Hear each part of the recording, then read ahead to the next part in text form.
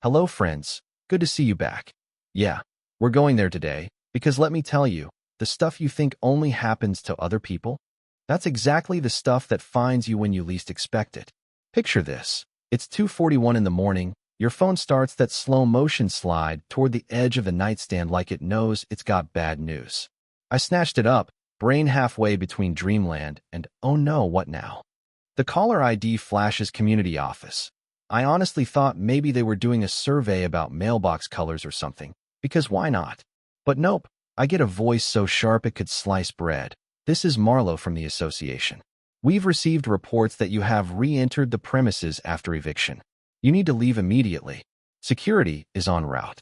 I'm blinking at my own ceiling, in my own bed, in a house I own, and for a split second I wonder if I've lost my mind. Marlo, I say, doing my best to keep my voice steady. I'm in my house. You do not have jurisdiction here. And she snaps back. You sold your house. Per the deed, the association is now the title holder. You are trespassing. So now I'm sitting up, staring at my window. Outside, I can see the house next door, the one I did sell to the HOA. Their porch light buzzing because nobody ever learned to use the timer. I just say, Marlo, read your map. You own 1812. I live at 1814. That's outside your association. You can't just annex it because you want to. Cue that silence, the kind that tells you someone's about to throw a fit. She goes, that's impossible. All homes on this street are subject to the covenants. I say, the plat map recorded by the county says otherwise. 1814 has never been, and will never be, part of your HOA. Trust me, I checked twice. And just like that, the real reason comes out. She's mad about the moving truck in my driveway. My cousin Eli and I had just finished dragging over the last of my stuff. An old bowling alley table, my family's upright piano, you name it. He crashed in the guest room, and we planned to return the truck in the morning. But apparently, overnight parking is a crime against humanity if you're Marlo. I tell her, you can't tow something from a property you don't control. That's a civil tort, and it's 2:40 in the morning.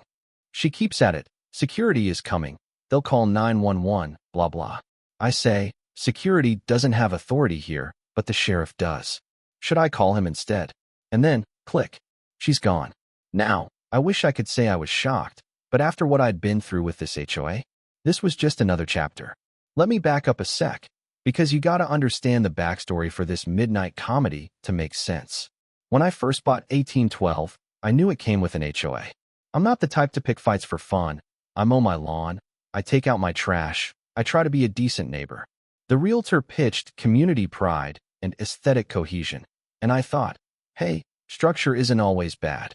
But then I met Marlo and the covenants, and let's just say, there's a thin line between order and tyranny. My HOA built a whole picnic pavilion on that line.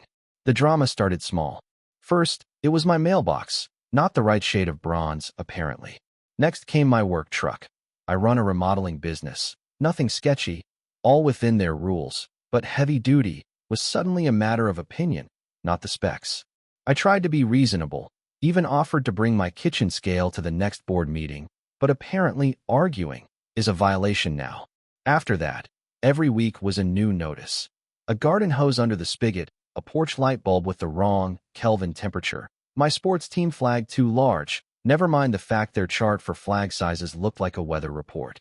By the time they ticketed me for my neighbor Priya's dog Biscuit escaping and needing a fence, I was ready to lose it.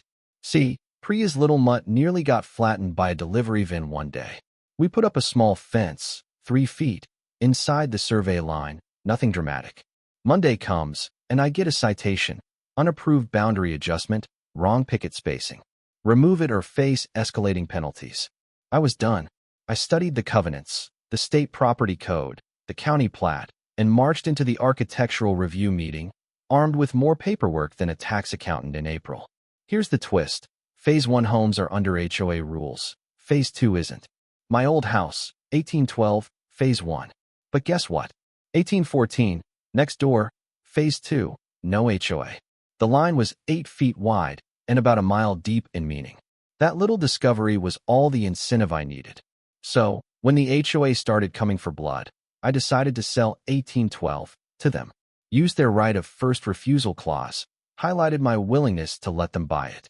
The board fell over themselves to approve, using reserve funds that probably should have gone to fixing sidewalks, not turning my old house into a clubhouse.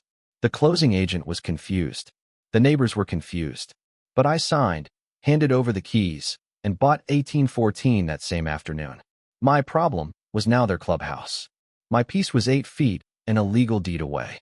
But you know how it goes. They say you can't escape your past, but in HOA land, you can't even escape your mailbox. That night, I'm relaxing, feeling like I dodged a bullet, when I get the 2:41 a.m. eviction call from Marlo. Fast forward, I'm standing in the driveway, Eli still half asleep, and Marlo shows up in her cloud robe, security patrol in tow, and they're all pointing at my rental truck. I remind them, politely but firmly, that this isn't their turf. I even tell them if they so much as touch the truck, the sheriff will be involved, and so will their insurance. Even Trent, the patrol guy, decides it's not worth the trouble. Then Marlo starts huffing about the for sale sign. Yeah, on their own property now. I told her, remove your own sign. She stormed off. I went back inside and thought maybe that was the end. But the next morning, Eli and I come back from dropping off the truck to find a bright orange notice of eviction taped to my door, citing all the wrong state statutes, cut and pasted from some internet template that probably hadn't been read since the Clinton era. I put it straight in my evidence folder. I made a plan. Always make a plan, right? First, confirm boundaries. County plat maps? Check. Next, consult a lawyer. Tess, who's got a voice that could make a riot take a nap, says, you're right. They're wrong. Keep documenting. Third, I notified the sheriff, just in case. Last, posted up no trespassing signs with the state statute right on them. You want to talk boundaries? I'll make them visible. Priya comes over later, tells me Marlo had the nerve to ask if she saw me sneaking furniture onto association property. Priya just handed her a cupcake and told her this was a peaceful pastry zone. Bless her. But the HOA didn't give up. They sent Ron, the guy who treats polos like a uniform, to inspect my street light, then emailed me compliance opportunities.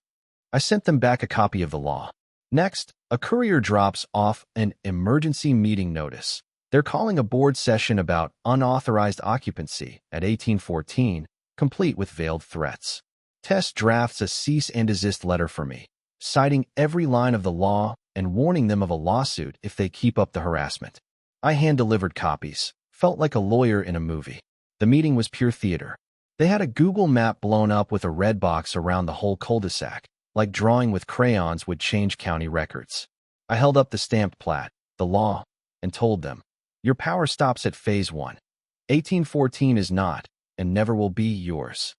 Eli and Priya, even Biscuit, in purse mode, were there for moral support. The board tried to bluff, but I wasn't budging. Mara sputtered about community standards. Damon tried to play lawyer. I asked for a member vote on their emergency reserve fund use. Nobody could produce one. The room turned, people started asking real questions, and the meeting fizzled.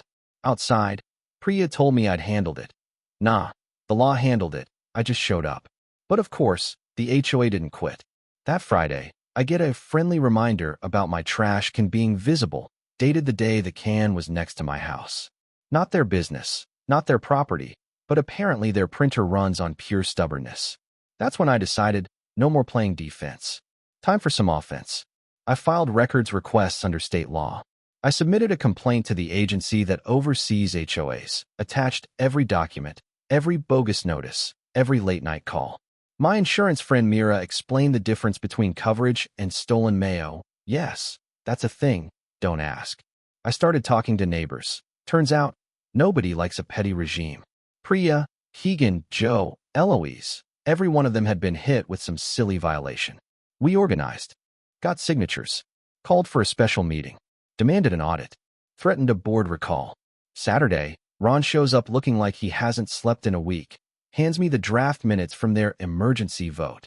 The audit passes, the recall moves forward, and by the time the dust settles, the board is out, new leadership is in, and the HOA finally, officially, admits they have no authority over my house. My legal fees get reimbursed. Mara moves 2 towns over, visor and all. And now, 1812 is a nice rental for a new family. Biscuit's fence is a local landmark. We've got new policies. Member votes for reserve spending, actual transparency, no more weaponized citations. My neighborhood finally feels like, well, a neighborhood. People swap cinnamon rolls, not citations. Yeah, I'm still a little paranoid, but that's what happens when you survive an HOA.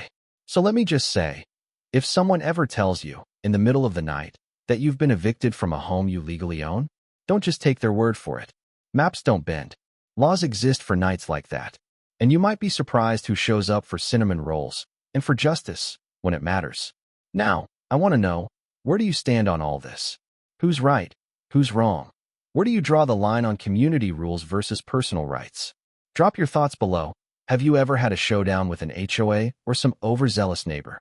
Let's get into it.